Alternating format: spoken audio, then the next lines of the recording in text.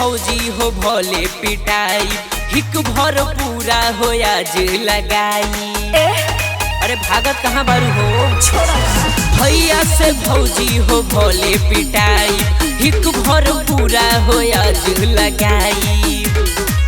सुनो दे हंगारी जदि गलिया रगड़ब दे हंगारी जदि गलिया रगड़ब लहंगा सार दिल चोली का फरब लहंगा सार दिल चोली का फरब लहंगा सार दिल चोली का फरब।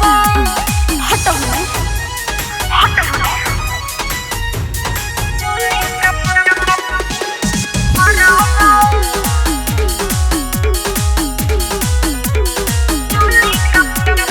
होली में देवरू बिगड़ गइल बाड़ो रंग खाती साफा तू अड़ गइल बाड़ो।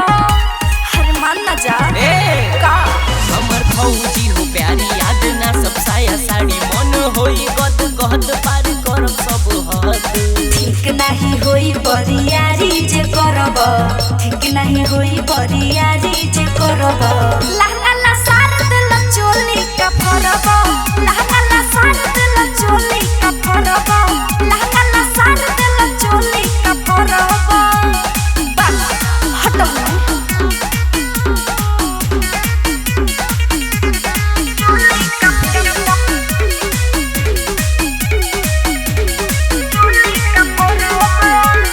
मोट पिचकारी देखी लागत डर हो कहीं ना घुस जाए देवरू अंदर हो। हरे मानत कहने खबो नहीं होई गड़बड़ सुन भौजी हमर जनी कर तू चोन्हाया लूटी ललह। होई को जने जब धके तू चढ़ब होई को जने जब धके तू चढ़ब